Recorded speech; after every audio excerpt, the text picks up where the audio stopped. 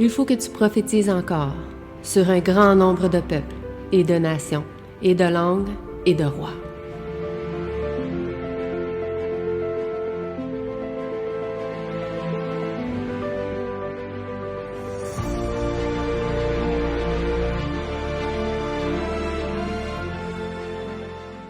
Bonjour à vous, en ce début d'après-midi. Donc, aujourd'hui, ce sera ma dernière présentation avec vous. Nous allons voir l'avenir de ce monde n'est pas de ce monde. Nous allons donc faire suite à ce que j'ai pu parler ce matin, aussi faire suite à ce que notre frère Renard a pu partager avec nous aussi ce matin. Et ce matin, on avait parlé de l'espérance que Dieu nous donnait, l'espérance que Dieu nous avait laissée et l'espérance que l'homme aussi veut nous laisser aussi, mais qui est une espérance passagère, une espérance qui ne va pas durer éternellement.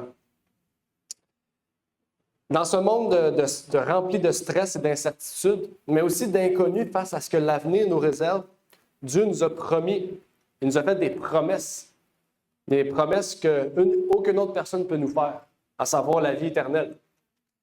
Il nous a offert plusieurs autres promesses, des promesses que Renard a pu nous partager davantage aussi ce matin.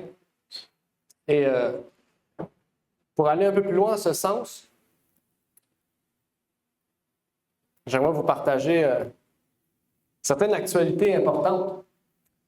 On nous dit ici que l'infertilité est désormais un problème de santé publique majeur. C'est quoi le rapport avec mon sujet, vous allez dire? Il y a un problème, un important rapport avec ça. Il faut savoir qu'aujourd'hui, le taux de natalité en 2023 était de 1,6 enfants. Okay? Pas parce qu'il y a un enfant et demi qui reste, c'est qu'ils prennent une moyenne sur toute la population et ça donne 1,6 enfants. Donc, en général, les gens font un enfant par famille. Okay? Auparavant, je pense que pour ceux qui sont plus âgés, vous savez que les familles étaient 12, 13, 15, 20 enfants.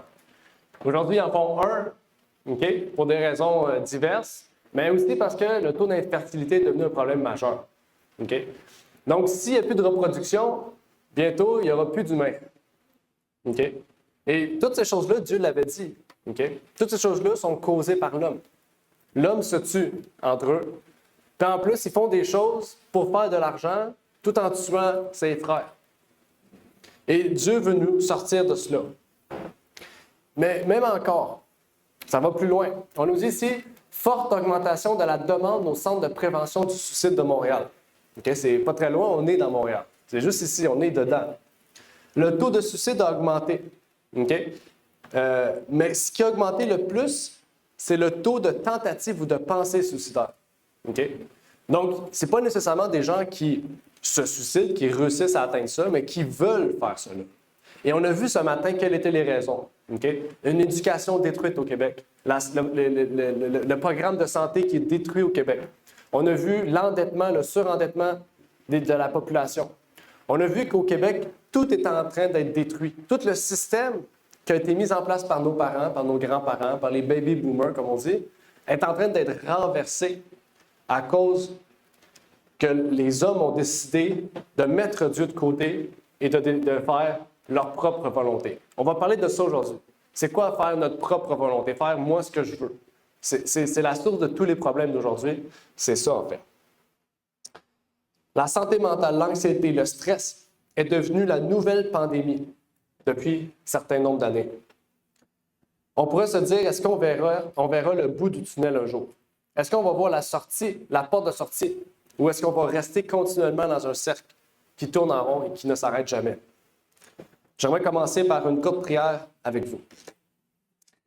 Notre Père qui est aux cieux, j'aimerais te remercier pour l'opportunité que tu nous permets d'être ici présent, que tu puisses bénir chacune des personnes ici présentes, bénir aussi ceux qui sont avec nous sur Zoom, Seigneur, et que tu puisses permettre, Seigneur, que ta vérité puisse jaillir, Seigneur, que l'actualité puisse jaillir aussi, et que chacune des personnes qui écouteront ces messages, qui voudront entendre ta parole, eh bien, puissent être touchées, que ton esprit puisse travailler en eux, Seigneur. C'est ma prière pour ces choses, au nom de ton Fils Jésus-Christ. Amen.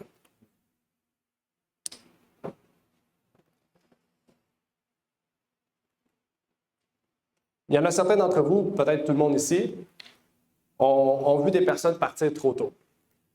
Des personnes qui sont décédées, soit par maladie, soit par des accidents causés par d'autres hommes, soit par des suicides peut-être même.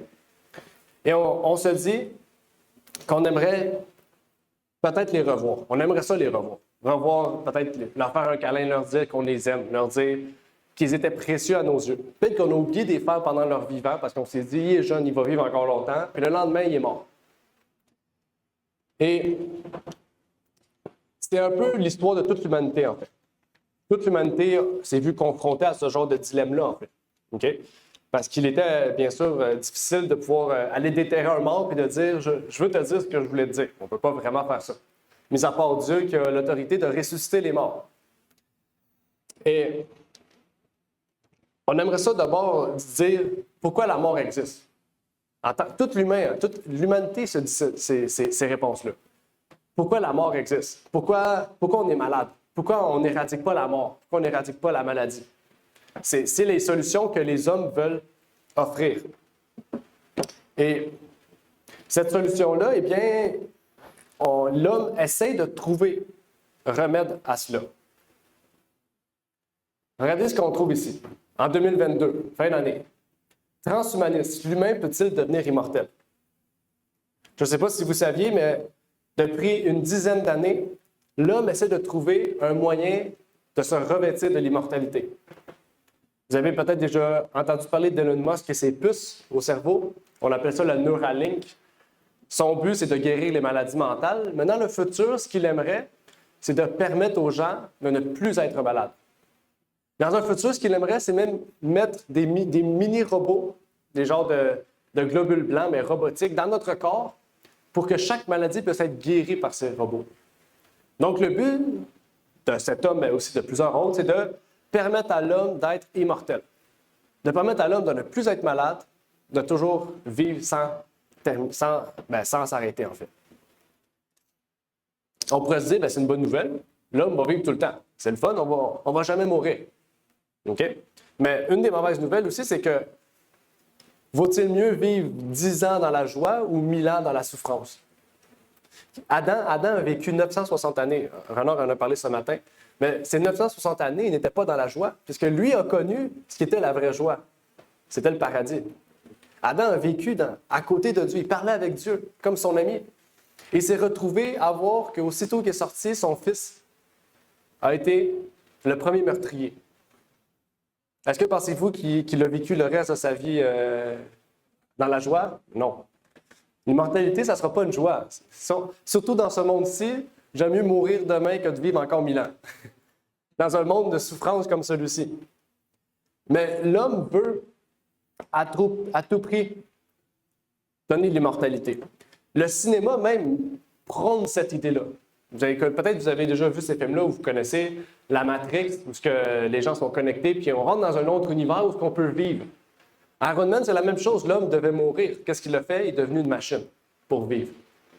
Dans In Time, donc j'oublie le nom en français, c'est Le Temps, si je ne me trompe pas, ou Dans le Temps. Vous connaissez sûrement ce film-là. Les gens, pour travailler, ils reçoivent du temps d'existence. Puis il y a des gens qui vivent 1 milliard d'années, comme que les plus pauvres peuvent vivre 10 minutes. Ils doivent tout le temps travailler pour avoir quelques minutes pour vivre. Okay? Tous ces films-là, c'est une idée du transhumanisme. Robots et hommes, pour garder l'immortalité. Puis dans tous ces films-là, vous avez le bien ou le mal. Le mal vit éternellement, le bien court pour vivre éternellement, mais il ne réussit pas. Ou finalement, il réussit, selon le film, selon la décision du scénariste. Mais ici, c'était surtout pour vous montrer que ça ne date pas d'hier, en fait, cette idée du transhumanisme. Ça fait des années et des années. La Matrix, ça fait presque 20 ans. C'est sorti, je pense, l'année de mon anniversaire, de ma naissance, 99. Ça fait très longtemps que ces films, cette idée-là existe dans l'homme. Ce désir, cette volonté. Et c'est aujourd'hui qu'on en parle encore le plus chez l'homme. Même des religions, hein, on peut prendre l'hindouisme, le bouddhisme qui dit qu'on peut se réincarner, comme les chats se réincarnent 7 fois, puis on peut devenir une autre entité. Demain, si je meurs demain, je peux devenir une mouche le lendemain. On a toutes sortes d'identités de réincarnation, de vie après la mort, etc., etc. Parce que l'homme a un désir de vivre éternellement. Les gens aiment la vie. Et Le souci, c'est qu'ils aiment la vie selon ce qu'eux veulent. Et Dieu nous dit, je peux t'offrir la vie, mais suis ce que moi je te dis. Écoute ce que moi je te dis. Parce que moi, je connais l'homme, c'est moi qui ai créé l'homme. Je sais ce qui est le mieux pour toi. Mais si tu me refuses, tu peux perdre ta vie. Qu'est-ce que Salomon a dit? Salomon a dit, vis ta jeunesse. Mais un jour, tu vas voir que ce que tu as fait, c'était pas bon. Vis ta jeunesse, fais comme tu veux. Paul aussi dit la même chose. Fais tout pour la gloire de Dieu. Tu peux faire tout ce que tu veux, mais fais-le pour la gloire de Dieu. C'est-à-dire, tu peux faire tout ce que tu veux, mais si tu es chrétien, tu vas dire, est-ce que ça c'est pour la gloire de Dieu ou non? Non. Là, tu vas agir selon la conscience que Dieu t'a donnée. Et on retrouve plusieurs récits historiques aussi même de l'existence du Christ. Je ne sais pas si vous connaissez des récits historiques, en dehors de la Bible, bien sûr, où ce qu'on dit que Jésus aurait existé. Est-ce que vous en connaissez? À main levée. Vous pourrez dire le Coran, parce que le Coran a été écrit 600 ans après, puis on parle de Jésus, donc effectivement. Mais en dehors de ce récit-là, est-ce que vous en connaissez? Ça, c'est une bonne question. Jésus A existé. Les Mormons. Les Mormons? Oui. Jésus, c'était l'histoire des choses de vie qui sont pas Ah, OK. Oui, ça se peut. Ça se peut bien. On va aller voir qu'est-ce qu'on en dit. Je pense qu'il manque une page. Non. Je vais vous citer une citation un peu plus tard, OK? Pour que vous puissiez voir qu'est-ce qu'il y en est. Mais pour le moment, restons sur l'idée que les gens rejettent la puissance créatrice. Et ça, c'est le sujet le plus important. Quand on rejette la source qui nous a créés, bien sûr, on rejette la source qui peut le mieux nous indiquer le chemin à suivre. OK? Donc, si l'homme se confie en l'homme, comme la Bible nous dit, si un aveugle conduit un aveugle, il va tomber un jour ou l'autre. Mais si un aveugle se fait conduire par Dieu, il va trouver la vue. C'est le seul qui peut nous amener à la lumière, qui peut nous donner la joie de vivre, qui peut nous donner l'ouverture de notre esprit sur le monde qui nous entoure, sur les réalités de ce monde. On peut lire ici, « Car ce n'est point en suivant des fables composées avec artifice que nous vous avons fait connaître la puissance et la venue de notre Seigneur Jésus-Christ, mais c'est après avoir vu de nos propres yeux sa majesté. » Ici, c'est un témoignage. Pas avant, après la venue de Jésus, ni même pendant. Ici, c'est Pierre qui dit après. Là, il a écrit cette épître-là peut-être 60 ans après la venue de Jésus. Et qu'est-ce qu'il dit? Il dit, ce que je vous dis, ce n'est pas des fables. C'est ni même des fables composées avec artifice. On a vu le mot artifice la semaine dernière. L'artifice, c'est un moyen rusé d'attirer les gens. Okay? C'est comme si j'aurais une pancarte qui dit gratuit, puis quand vous rentrez, c'est payant. Ça, c'est un moyen. Ça, c'est un artifice. OK? Pierre, il dit ça, là, il dit, qu'est-ce que je vous dis? C'est pas ça. Je vous dis pas des choses merveilleuses. Jésus est ressuscité, puis que c'est pas vrai. Non, Jésus est vraiment ressuscité. Je l'ai vu de mes propres yeux. Tous les disciples les ont vus. Et ce que je vous dis, il me l'a dit aussi. Quand il est ressuscité, il m'a dit, je vais revenir chercher mes enfants. Et Pierre nous dit ça ici de la même manière que Jésus lui a dit. Et aujourd'hui, je vous le dis de la même manière que Pierre le dit et que Jésus lui a dit. OK? Donc, c'est à vous aussi de le dire à une autre personne de la même manière que je vous l'ai dit, que Pierre le dit, que Jésus le dit à Pierre. Et c'est comme ça qu'on peut amener plus de gens au Seigneur, en fait. C'est qu'on dit des témoignages qui sont vrais. On dit, oui, c'est des faits surnaturels parce que la nature ne peut pas le permettre, mais Dieu est au-dessus du naturel. Dieu passe au-dessus du naturel. On peut lire ici dans Ésaïe 3, verset 9, « L'impudence de leur visage témoigne contre eux comme Sodome, et ils publient leurs péchés et ne le dissimulent point. Malheur à leur âme, car elle se prépare des maux. » Qu'est-ce qu'il nous parle ici? Il nous parle de l'origine de tous les maux. C'est quoi l'origine de tous les maux? Leur péché. Ça dit ici, comme Sodome et Gomorrhe. Qu'est-ce qui a amené Sodome et Gomorrhe à être détruits? Leur péché. Pourquoi? Parce qu'à cause de leur péché, ils se sont préparés la conséquence de leurs actions, à savoir la destruction. Donc, qu'est-ce qui nous amène à la destruction? Ce sont nos péchés, ce sont nos maux. Les décisions que nous prenons nous amènent des maux sur notre tête.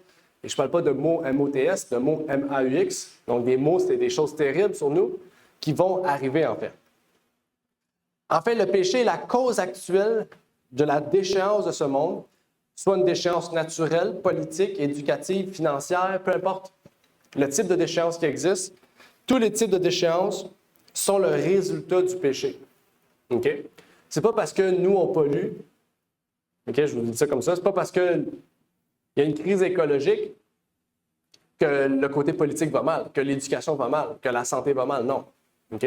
Ça, c'est l'excuse que la politique utilise contre une chose que Dieu nous révèle.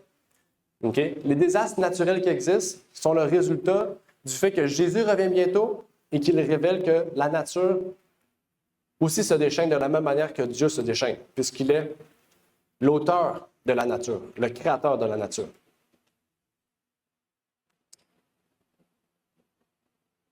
En fait, une question qu'on pourrait se poser, c'est: croyez-vous que Jésus soit venu la première fois? On ne peut pas croire à la venue de Jésus la seconde si on ne croit pas à la première. Il faut croire à la première pour croire à la seconde. Et ici, je vous apporte un témoignage. Ce n'est pas n'importe qui ici qui témoigne. C'est Flavius Joseph. Est-ce que vous connaissez Flavius Joseph? C'est le plus grand historien juif de l'histoire. Okay? C'est lui qui était le porte-parole quand Rome a détruit Jérusalem. C'est lui qui est rentré dans la ville de Jérusalem et qui a dit aux Juifs: là, calmez-vous. Si vous ne voulez pas être détruits, laissez Rome prendre Jérusalem. Puis les Juifs ont dit: on ne veut rien savoir de Rome. On va tenir tête à Rome jusqu'à la fin. Et donc, Rome a dû exterminer toute la population de Jérusalem. Et ce monsieur-là a tout marqué le récit de l'histoire. Comment Dieu a agi. Comment la prophétie de Jésus dans Matthieu 24 est arrivée. Il l'a dit, lui. Il l'a cru. Malgré qu'il ne soit pas chrétien, il a dit que la prophétie de Jésus s'est accomplie à l'an 70. Et il dit ici: vers ce temps-là, il y avait Jésus, un homme sage. Puis il dit: s'il est permis de l'appeler un homme, pour dire, même lui reconnaît que c'est pas un homme comme moi, là, c'est un homme spécial. Là. Il dit: car il faisait des prodiges et il enseignait les hommes qui reçoivent volontiers la vérité. Et il attira à lui un grand nombre de Juifs et de païens. Il était le Christ. Donc, il reconnaît le Messie, le oint. Il dit, là. Et lorsque Pilate, sur la proposition des principaux d'entre nous, il se reconnaît que les Juifs ont mis à mort Jésus, le condamnait à la croix, ceux qui l'avaient aimé au début ne l'abandonnèrent pas. On va changer. Car il leur apparut vivant le troisième jour. Et il parle de la résurrection de Jésus. Et dites-vous, ce n'est pas un chrétien, là. Okay? C'est important. Comme le divin prophète l'avait prédit, il reconnaît les prophéties d'Ésaïe, de Jérémie, comme étant l'accomplissement de ce qui est arrivé, ainsi que 10 000 autres choses merveilleuses à son sujet. Et la tribu des chrétiens, ainsi nommée d'après lui, n'est pas éteinte à ce jour. Il a écrit ce livre-là en l'an 70, 75, à peu près 80. Donc, je peux vous dire, c'est beaucoup de temps après, là. Est-ce que vous croyez que lui-même croyait que Jésus était le Messie? Un Juif. Il le croyait. OK? Et il écrit ce livre-là, pas parce qu'il est chrétien et il veut mentir. Non. Il a écrit un livre d'histoire. Son livre qu'il écrit, c'est un livre de référence dans le monde historique. OK? Même parmi les Juifs, c'est un homme très, très réputé, très reconnu. Et même beaucoup de Juifs disent que ce n'est pas eux qui ont crucifié Jésus, c'est les Romains. Il y a beaucoup de Juifs qui ne reconnaissent pas que c'est eux qui ont crucifié Jésus, hein, si vous saviez. Pourtant, la Bible est très claire. Hein? Elle dit que les Juifs ont persécuté Jésus, ils l'ont crucifié. Mais ici, ce témoignage-là, j'ai trouvé qu'il était très puissant. La façon dont il l'amène, la façon dont il l'écrit, okay, qui dit, si on peut l'appeler un homme, sachant que lui-même reconnaissait Jésus comme quelqu'un de divin. Hein? Et on voit ici quelque chose d'important, un texte important. Et ça, c'est important de le spécifier. Ce n'est pas un texte religieux, là. C'est un texte historique. Donc, si un non-païen vous dit « Jésus n'a pas existé, il n'y a pas de preuve historique de ça », vous avez une preuve historique. Il n'est pas chrétien, lui, il ne croit pas en Jésus. Okay? Mais il reconnaissait l'autorité de Jésus, il reconnaissait que c'était l'accomplissement de la prophétie. Okay? Donc, c'est important. C'est un texte très, très puissant. Il reconnaît que tout avait été prédit comme il l'a dit. Et ce témoignage-là rend tout le reste de la Bible du Nouveau Testament vrai, en fait. Pas parce que lui le dit. Bien sûr, on n'a pas besoin de lui, nous, pour croire, parce qu'on sait que Jésus est tout-puissant, on sait que Jésus ne nous ment pas. Mais ce texte-là vient appuyer les faits de la Bible, en fait. Et ça nous amène justement à aujourd'hui, les conséquences du péché. Dans Apocalypse 11, verset 18, on dit « Les nations se sont irritées ». Irrité, c'est quoi? Ça veut dire qu'ils sont à fleur de peau, comme on dirait au Québec. Okay? Donc, quand ils voient une autre nation qui veut faire la guerre, ils sont prêts à faire la guerre. Est-ce qu'on est dans ce conflit-là? On est directement dans ce conflit-là. Okay? À chaque jour, il y a un nouveau conflit politique. À chaque jour, il y a une nouvelle alerte de guerre dans un endroit dans le monde. Okay? Récemment, c'était l'Ukraine. Après ça, ça a été la Taïwan et la Chine. Après ça, ça a été un autre endroit, etc. Un autre endroit. Les nations sont à fleur de peau. Les nations sont irritées entre eux. Une autre prophétie qui s'accomplit. Mais même Jésus, dans Matthieu 24, nous avait averti de tous les maux qui sont dans ce monde en ce moment. En ce monde, en ce moment, on trouve des faux prophètes, des faux messagers. Matthieu 24, verset 5. On trouve des gens qui disent toutes sortes de sottises à propos de la Bible, même en dehors de la Bible. On mélange l'ésotérique avec le christianisme. On mélange plein de choses ensemble, plein de traditions, plein d'idées païens, idolâtres, des pratiques idolâtres. On entend des guerres et des bruits de guerre. On voit des famines. Quand on parle de famine, on peut parler de personnes qui ne mangent pas, de personnes qui ne boivent pas. On en retrouve encore plus aujourd'hui qu'à l'époque. Les pestes, les maladies. On parle en ce moment j'ai oublié le nom de la maladie, là, la maladie où on vaccine beaucoup de personnes en Europe en ce moment au niveau de cette maladie-là. Avec les poulets. J'ai oublié le... Ouais. En tout cas, je pense que vous savez. Mais à chaque... La grippe aviaire, exactement. H1N5, je pense. On parle beaucoup de toutes sortes de maladies qui arrivent. Plein de sortes de maladies. D'un coup, on trouve une sorte de maladie. Par exemple, récemment, c'était la varicelle. Là. On recommençait un taux de varicelle élevé au Québec. On met toutes sortes de maladies qui arrivent, toutes sortes de grandes maladies, des pestes, des crises où il faut faire vacciner tel, il faut faire ça, il faut faire ça. Okay? On sait qu'il y a beaucoup de politique aussi derrière pour faire de l'argent. Mais dans la Bible, il est bien écrit que les maladies vont être en plus grand nombre à la fin des temps, en fait. On parle des tremblements de terre. On parle des conflits entre nations. En fait, Jésus nous avait parlé de toutes ces choses-là. Ses disciples avaient dit, comment nous allons savoir que tu reviens nous chercher? Et là, Jésus a dit verbalement Matthieu 24. Donc, quand on voit ces signes, il faut se dire que Jésus revient bientôt. Si les disciples seraient présents aujourd'hui, je pense qu'ils diraient que qu'est-ce que Jésus nous a dit est en train d'arriver. Est-ce qu'on devrait se dire la même chose? Voir le même état de notre monde d'aujourd'hui, tel que cité par Jésus-Christ? Dans Matthieu 24, versets 37 à 39, Jésus est allé plus loin. Il nous parle de l'état mental et spirituel des gens en général. Regardez ce qu'il nous dit. « Mais comme il en était au jour de Noé, il en sera de même à l'avènement du Fils de l'homme. Car de même qu'au jour d'avant le déluge, les hommes mangeaient et buvaient, se mariaient et donnaient en mariage jusqu'au jour où Noé entra dans l'arche et qu'ils ne connurent rien jusqu'à ce que le déluge vint et les emporta tous, il en sera de même à l'avènement du Fils de l'homme. » Donc ici, ma question, c'est, est-ce que c'est mal de manger et de boire? Est-ce que c'est mal de marier et de donner en mariage? Non. En fait, il faut manger et boire, sinon on meurt. Et se marier, c'est une cause, c'est divin, en fait. Mais le problème ici, c'est que Jésus relève, c'est que les gens, comme à l'époque de Noé, vont faire ces choses sans Dieu, en fait. Ça veut dire que les gens vont être gloutons, ils vont être intempérants. Ils vont manger et boire juste parce que c'est bon, pas parce que c'est important pour leur corps. Ils vont se marier en disant, ils vont vivre ensemble 4 ans, faire des enfants, tout faire pour après ça se dire, on va se marier.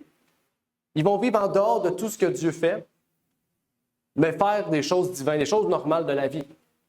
Et toutes ces choses-là, des pratiques, on les voit aujourd'hui. Il y a des gens qui se marient, puis on leur demande pourquoi tu t'es marié. Bien, pour unifier le fait que j'aime cette personne-là, oui, bien, ça fait déjà 4 ans que tu vis avec. Tu as des enfants avec lui. Au niveau de l'État, tu es un conjoint légal. Qu'est-ce que tu veux de plus? Le mariage ne sert à rien, en fait. Le mariage, c'est justement le fait qu'on veut vivre avec cette personne. Ça veut dire qu'on ne vivait pas avec cette personne avant.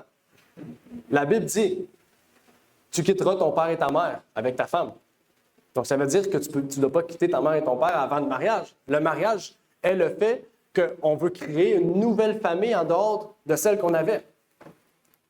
C'est-à-dire qu'on veut partir une famille avec la femme qu'on aime ou l'homme qu'on aime. Si on fait l'inverse, ben, le mariage ne sert pas à rien. On vit en dehors de Dieu. C'est ce que Jésus voulait dire ici. Et c'est important parce que si on ne connaît pas l'histoire de Noé, comment on peut connaître ou savoir ce que Matthieu 24 veut dire, en fait? Il faut comprendre, il faut voir. En fait, les gens pensaient qu'à eux. Les gens étaient égoïstes. Okay? Les gens vivaient que pour manger, boire et se marier et faire la fête. Les gens ne vivaient pas pour Dieu au temps de Noé. Et Jésus dit qu'à notre époque, ça va être la même chose. Les gens vont faire que ce qu'ils veulent, en fait. Que ce que leur cœur désire. Même que Genèse 5, verset 6. Écoutez bien ce que Genèse 5, 6 nous dit. Regardez ce qu'il nous dit. Il faisait que toute l'imagination des pensées de leur cœur n'était que mauvaise en tout temps. C'est grave, là, parce qu'on parle d'imagination. Ça veut dire que l'homme, aujourd'hui, tout ce que l'homme va penser, il va vouloir le faire.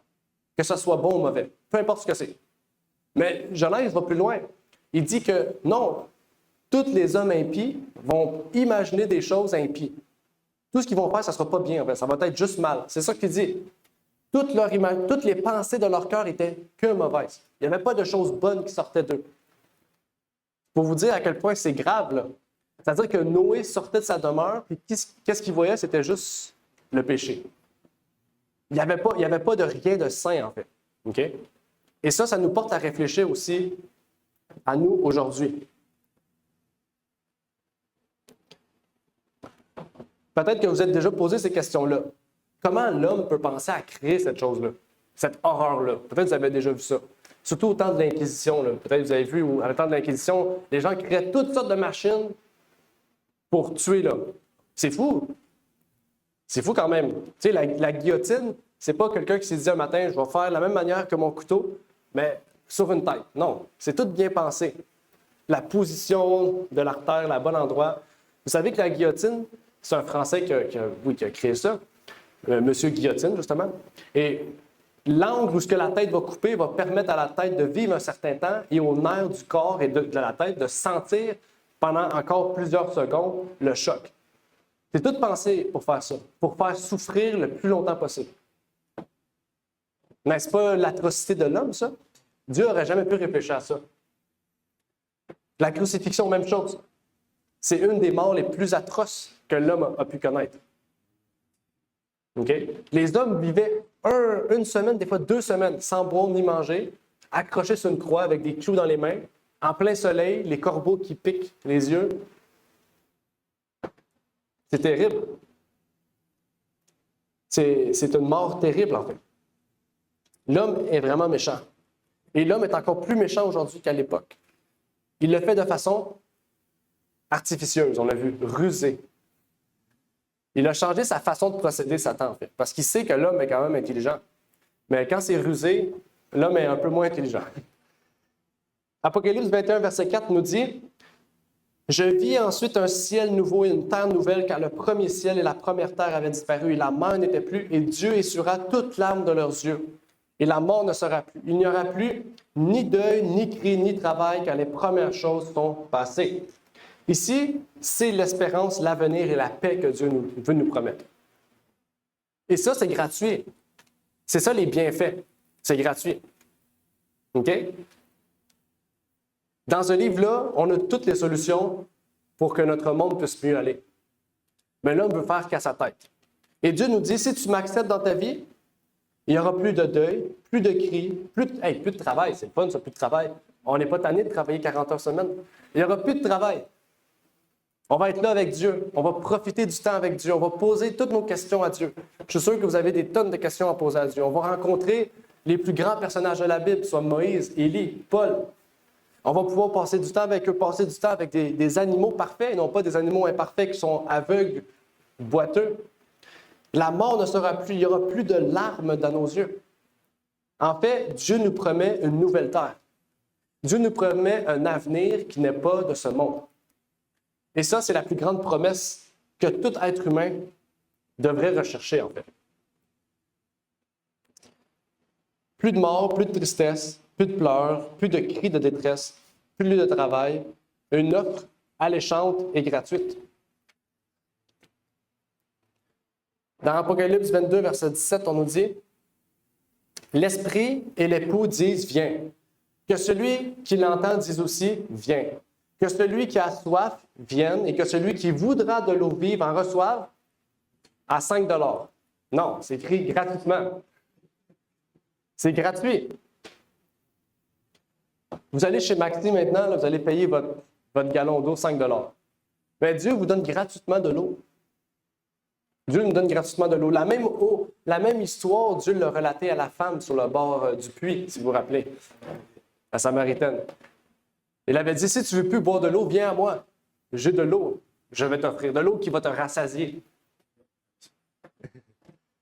Dieu veut nous faire la même promesse. Et il fait cette promesse-là, pas quand on va être au ciel. Il nous fait cette promesse-là maintenant, quand on va entendre ce livre-là. Apocalypse, ça veut dire révélation. Okay? Dieu nous révèle des choses. Mais pour les révéler, il faut écouter l'appel de l'esprit de l'épouse. Viens, mon enfant, viens à moi. Je vais te donner gratuitement de l'eau et tu vas pouvoir boire à la source de vie, éternellement, pour toujours. Tant si longtemps qu'on reste focusé sur la parole de Dieu, on n'aura jamais soif. Pas de l'eau, la vraie eau, hein, c'est spirituellement. On n'aura pas un désir de rechercher quelque chose de mieux parce que la meilleure chose, c'est la parole de Dieu. Et je pense qu'on aime toutes les choses gratuites. Mais des fois, on n'aime pas les choses gratuites parce qu'elles ne sont pas faites à notre manière à nous. Et ça, c'est le cœur méchant de l'homme, le cœur égoïste. On veut faire à notre manière, on veut comme on veut. Donc, on va prendre Dieu, mais on va dire, bon, je vais prendre Dieu, mais je veux que Dieu soit comme ça. C'est pas comme ça que la Bible nous dit. La Bible ne dit pas, venez à moi et vous ferez ce que vous en voulez. Non, il dit, venez à moi, mes petits enfants, et je vous donnerai du repos. Bien, pour du repos, il faut s'appuyer sur notre oreiller. Il faut nous appuyer sur cette eau céleste. Et là, on va aller plus profondément sur cette idée-là. On va changer complètement on pourrait dire de livre, de rubrique. On va changer dans la grande bibliothèque, on va changer de style. On va aller dans une autre rubrique. Le concept, on va aller dans la conception philosophique originelle du « fais ce que tu veux ». Si c'est ça qui te procure de la joie, fais ce que tu veux. D'où que ça vient, ça? Parce que les gens avant ne pensaient pas comme ça. Aujourd'hui, on pense de même. On voit nos parents nous disent « fais pas ça, c'est pas bien. Je veux rien savoir, je fais ce que je veux ». Avant, aucun enfant n'aurait dit ça. Pourquoi? La Bible dit quoi? Obéissez à vos parents. Et aucun enfant n'aurait dit ça. Mais aujourd'hui, on fait ça. Pourquoi? Parce qu'on ne suit plus la parole de Dieu. On fait ce que je veux. On fait ce qu'on veut. Je ne sais pas si vous connaissez Aleister Crowley. À main levée. Qui connaît Aleister Crowley? Oui? C'est le fondateur du satanisme moderne. Okay? Vous savez comment sa maman l'appelait? Il avait 6-7 ans. Savez-vous comment il l'appelait? La bête. Il disait, toi, t'es la bête. Okay? Pour vous dire à quel point il était cinglé, là. C'était un démoniaque pur dans l'âme. Okay? C'était quelqu'un de vraiment chaotique. Mais aujourd'hui, toute la philosophie économique, cinématographique, humaniste, peu importe, notre monde est centré sur sa théologie, sur sa philosophie. OK? C'est vraiment le plan de Satan, là. Le plan de destruction de Satan, c'est se baser sur lui. On nous dit ici, pour Crowley, fais ce que tu veux est l'ensemble de la loi. Vous avez vu? La loi de Dieu, la loi de l'homme. Fais ce que tu veux. Il ne s'agit pas d'hédonisme, d'assouvir le désir quotidien, mais d'agir en réponse à cet appel. Quel appel? L'appel du désir. Tu désires manger ça parce que ça a l'air bon, pas parce que tu en as besoin, fais-le. C'est ça, là. Fais ce que tu veux. Est-ce que vous ne voyez pas que notre monde vit que pour ça? On voit des gens qui sont mariés depuis 40, 50 ans, tout d'un coup, ils commencent un nouveau travail, ils voient une belle personne. Ah, je l'aime bien. Vas-y, suis ton désir. Ça, c'est l'homme. Fais ce que tu veux. Dans le fond, fais ce que ton corps demande. Fais ce que ton esprit demande. Fais-le. La loi moderne est basée sur le fait que tu peux faire ce que tu veux. Peu importe la conséquence. Et ça, c'est le contraire de la Bible. Un autre texte, une autre personne. Est-ce que vous connaissez Anton LaVey? Je n'ai pas d'image, j'aurais dû mettre des images. Si vous ne le savez pas, en arrière, il y a un livre où on parle de lui. Okay? C'est le cheval de Troie moderne. Okay? On fait la balance entre ce que lui dit et ce que la parole de Dieu nous dit. Okay? Anton LaVey, c'est le fondateur de l'Église de Satan. Okay? Le fondateur de l'Église de Satan. C'est pas n'importe qui. Regardez ce qu'il nous a dit. Ben, ce qu'il a dit plutôt, pas ce qu'il nous a dit. Il a dit, il y a une bête dans l'homme qui a besoin d'être exercée, pas exorcisée. C'est quoi cette bête? Les désirs charnels, en fait. Ce qui brûle au-dedans de nous, dans l'homme, dans chaque être humain, c'est cette bête-là qui doit être exercée. Exercer, ça veut dire quoi? C'est la faire pratiquer, faire de l'exercice. C'est-à-dire qu'on doit succomber à ce que le corps désire. Mais ça dit ne pas être exorcisé. Ça veut dire qu'il ne faut pas le laisser sous le contrôle de la parole, d'une autre identité. Il faut qu'on laisse notre corps assouvir à nos désirs, les plus bestiales en fait. En fait, tant que tu écoutes cette bête, tu l'exerces. Et tant que tu écoutes cette bête et tu l'exerces, eh bien, tu ne laisses pas place à l'Esprit de Dieu. Et tant que tu ne laisses pas place à l'Esprit de Dieu, eh bien, tu n'as pas cette espérance au monde à venir. Parce que ça veut dire que tu aimes plus ce monde ici que ce que Dieu te réserve.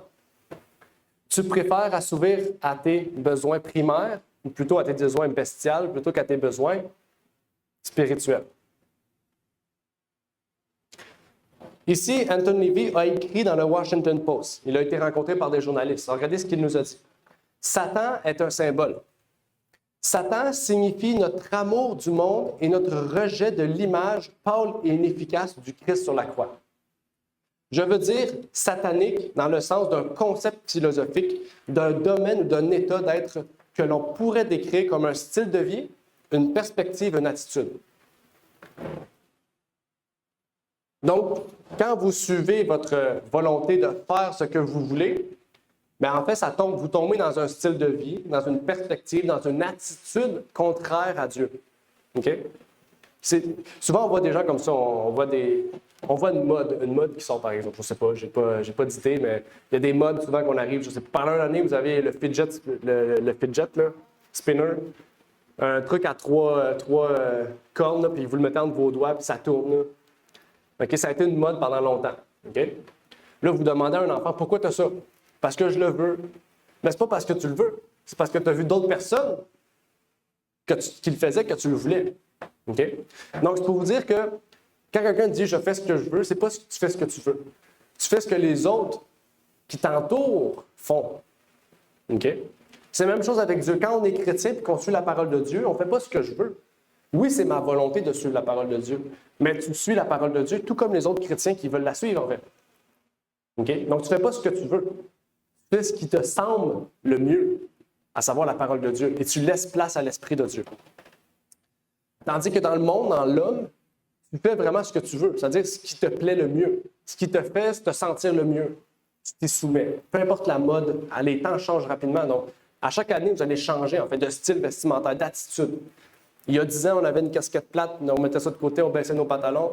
Maintenant, on les lève, on est rendu qu'on porte ça super haut à la cheville, on voit les mollets. Peut-être dans 5 ans, vous allez avoir les bas jusqu'aux genoux, je ne sais pas. Mais ça change tout le temps, puis vous allez vous y soumettre.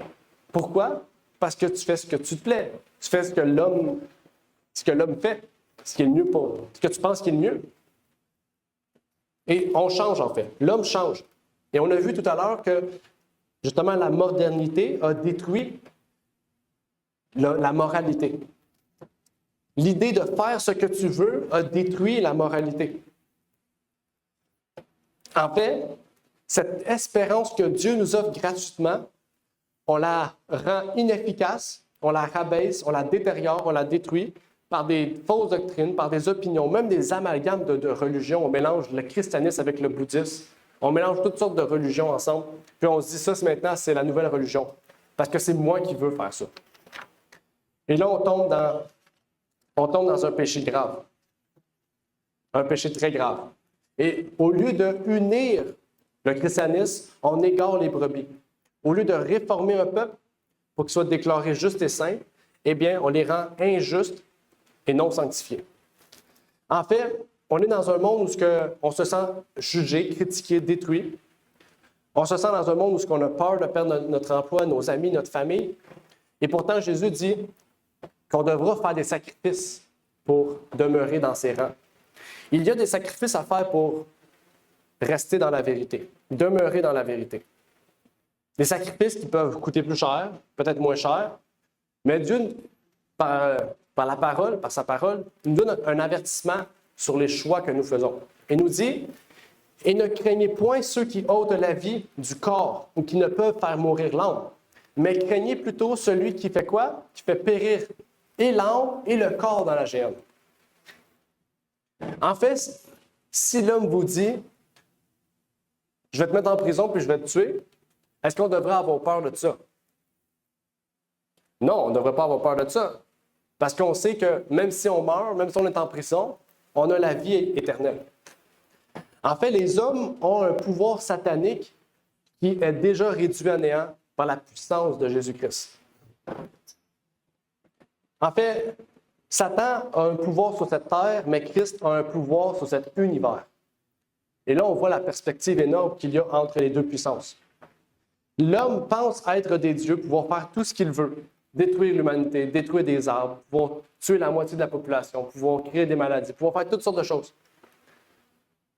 Parce que c'est la promesse qu'on met dans toutes les musiques, dans tous les dieux, dans tous les films, dans toutes les philosophies. On dit tout le temps que l'homme est maître de son corps, l'homme est Dieu, l'homme fait ce qu'il veut. C'est la plus grande philosophie qui existe depuis le 20e siècle. Mais j'ai une question pour vous. Le travail des dieux, normalement, un dieu, c'est positif. Un dieu, c'est pas méchant. Hein? Un dieu, c'est pas méchant. Normalement, le travail d'un dieu, c'est de rendre le monde meilleur. Pourquoi les hommes qui veulent faire ce qu'ils veulent, qui se pensent eux-mêmes dieux, rendent le monde pire? C'est parce qu'il y a un problème avec le Dieu. C'est un problème de Dieu. Ça veut dire que si l'homme se croit Dieu, mais qui rend le monde pire, vous avez mis votre croyance dans un mauvais Dieu. Et le seul Dieu qui peut rendre notre monde meilleur, il nous a promis un monde meilleur, mais pas dans ce monde, c'est le Dieu créateur de l'univers. La Bible l'appelle notre Père. Notre seul et unique Père. Dans Proverbe, on nous dit, « Celui qui prend garde à la parole trouvera le bien, et celui qui se confie à l'Éternel sera heureux. » Donc, ça veut dire qu'en dehors de ça, on ne peut pas trouver le réel bonheur. Le seul vrai bonheur est le fait de se confier en l'Éternel. Le vrai bonheur est le seul fait de prendre garde à la parole que Dieu nous a laissée. Christ nous offre une joie éternelle et l'homme nous offre une joie passagère. Par exemple, avec la musique. On pourrait aller écouter, on pourrait aussi jouer de la musique mondaine. Ça serait facile de jouer avec tous les instruments, on pourrait jouer de la musique mondaine. Vous serez heureux sur le coup. Mais quand la musique va s'arrêter, vous allez être chez vous. Vous allez trouver ça triste. Vous allez dire, je vais écouter plus de musique.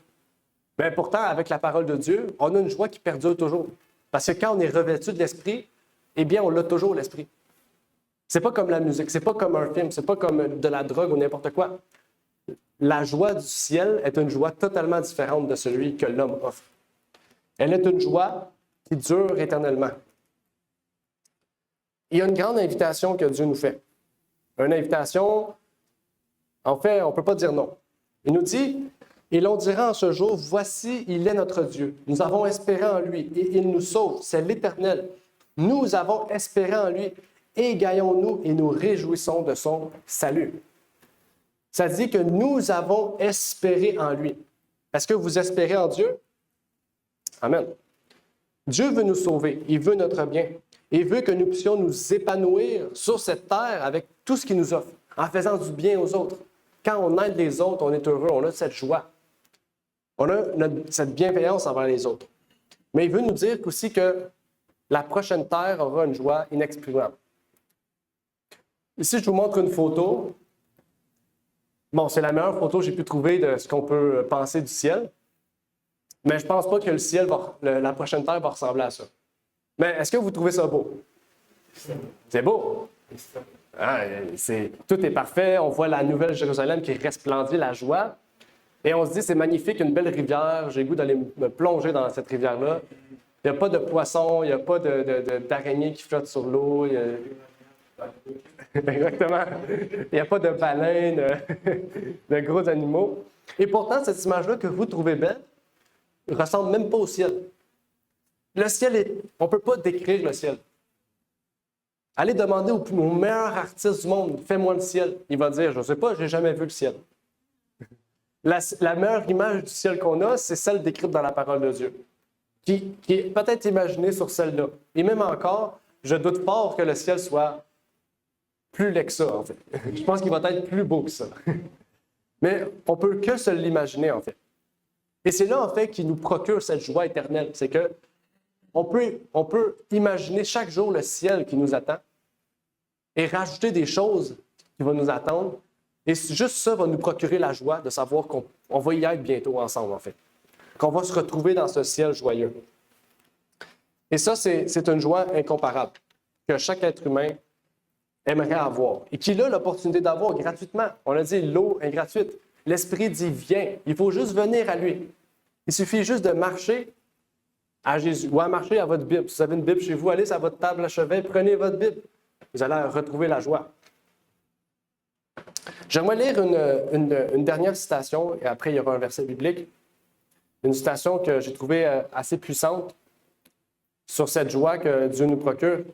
Elle nous dit, « Le lion que nous devrions redouter et craindre ici se couchera alors avec l'agneau. » C'est ce que Ésaïe 65 nous disait. Et tout dans la nouvelle terre sera paix et harmonie. Les arbres de la nouvelle terre seront droits et élevés, sans difformité. On continue. Imaginez-vous pendant ce temps-là, à quoi pourrait être le ciel. Les saints auront des couronnes de gloire sur la tête et des harpes d'or à la main. Apocalypse nous disait ça. Apocalypse 7, Apocalypse 15. Ils joueront, Apocalypse 4 et 5 aussi, ils joueront sur la harpe d'or, chanteront l'amour rédempteur et feront retentir la mélodie pour Dieu. Les épreuves et les souffrances qu'ils ont connues dans ce monde seront oubliées et perdues au milieu des gloires de la nouvelle terre. Que tout ce qui est beau dans notre maison terrestre nous rappelle la rivière de cristal et les champs verdoyants. Un peu ce qu'on a vu. Les arbres odoyants et les fontaines vivantes, la ville étincelante et les chanteurs en robe blanche, notre maison céleste, ce monde de bonté qu'aucun artiste ne peut peindre et qu'aucune langue mortelle ne peut décrire. Même Jean, il a vu, puis il nous a donné que ce qu'on a ici, pour vous dire à quel point même lui, il n'avait aucun mot pour décrire la beauté du ciel. Il dit, laissez votre imagination se représenter la demeure des sauvés et souvenez-vous qu'elle sera plus glorieuse que votre imagination, la plus brillante ne peut le faire. Un dernier, le langage humain ne permet pas de décrire la récompense des justes. Seuls ceux qui la contempleront la connaîtront. Est-ce que vous espérez voir ce monde merveilleux que Dieu nous réserve? Ça devrait être la plus grande joie de notre cœur, à savoir que Dieu nous offre ça gratuitement et nous dit juste, viens, viens, OK? C'est comme quand on appelle un ami nous appelle, il dit, viens chez nous. Dieu fait la même chose. Il ne dit pas, viens chez nous, mais il dit, viens mon enfant, je t'attends. Je t'ai fait une place. Apocalypse 19, il dit, j'ai fait une place pour chacun de mes enfants. Jésus lui-même va nous servir. Jésus s'est fait serviteur toute sa vie.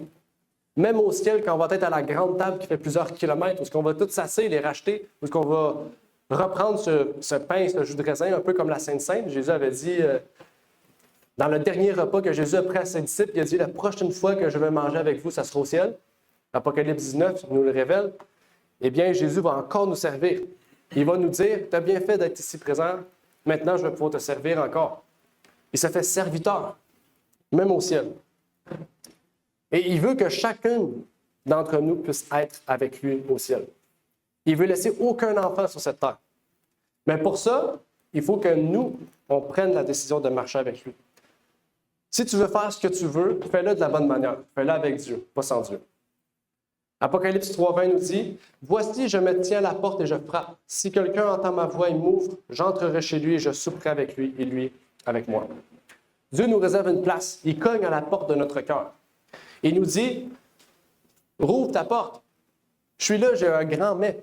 J'ai apporté les meilleurs pains de la ville, le meilleur jus de la ville. Je suis prêt à manger avec toi. Mais il faut que tu rouvres la porte. » Il faut que nous puissions reconnaître l'autorité suprême de Jésus-Christ et dire « Oui, mon Seigneur, je veux manger avec toi. »